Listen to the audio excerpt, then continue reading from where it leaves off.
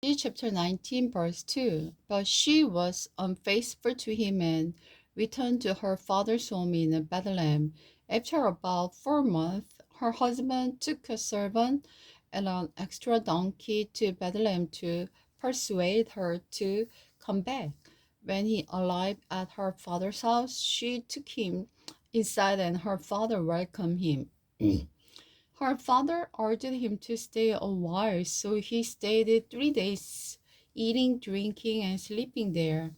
On the first day, the man was up early, ready to leave, but the woman's father said, "Have something to eat before you go." So the two of them sat down and together and had something to eat and drink. Then the woman's father said, "Please stay the night and enjoy yourself." The man got up to leave, but his father-in-law kept urging him to stay, so he finally gave in and stayed the night. On the morning of fifth day, he was up early, again ready to leave, and again the woman's father said, "Have something to eat, then you can leave some time this afternoon." So they had another day of feasting. That afternoon, as he and his concubine and servant were preparing to leave, his father-in-law said, "Look, it's getting late. Stay the night and enjoy yourself. Tomorrow you can get up early and be on your way."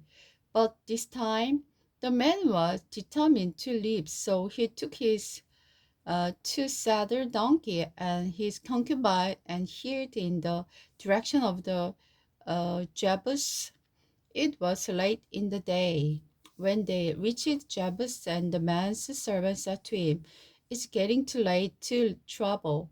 Let's stay in this Jebusite city tonight." "So, no," his master said, "we can't stay in this foreign city where there was no Israelite. We will go on to Gibeah. We will find a place to spend the night in either Gilead or Ramah." So they went on. The sun was setting as they came to Gibeah, a town in the land of the Benjamin. So they stopped there to spend the night. They rested in the town square, but no one took them in for the night. That evening, an old man came home from his work in the field.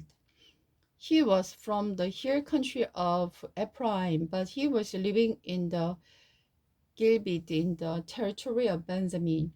When he saw the travelers sitting in the town square, he asked them where they were from and where they are going. "We have been in Bethlehem in Judah," the man replied. "We are on our way home to a remote area in the hill country of Ephraim.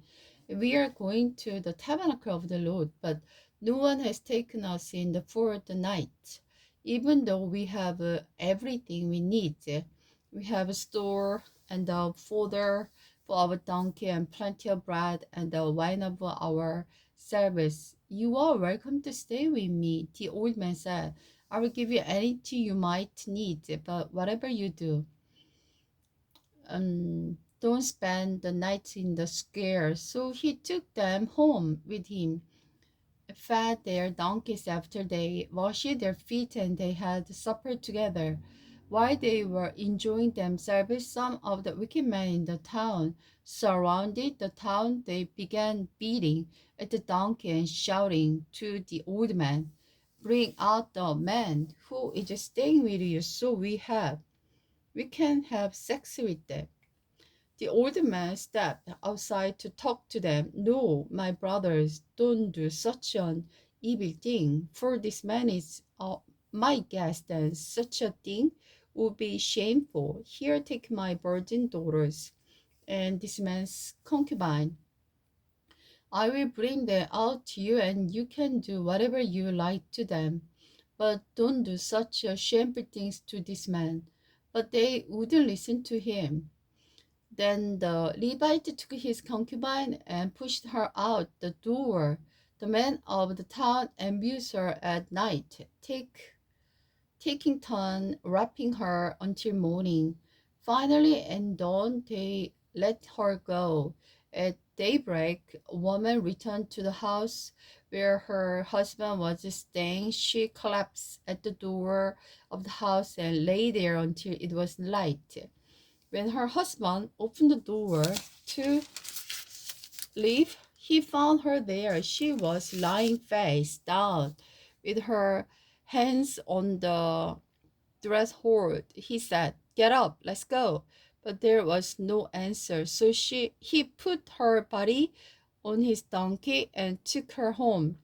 And he got home. He took a knife and cut his concubine's body into 12 pieces. Then he sent on pieces to each tribe of Israel. Everyone who saw it said, such a horrible crime had not been committed since Israel left Egypt. Shouldn't we speak up and do something about this?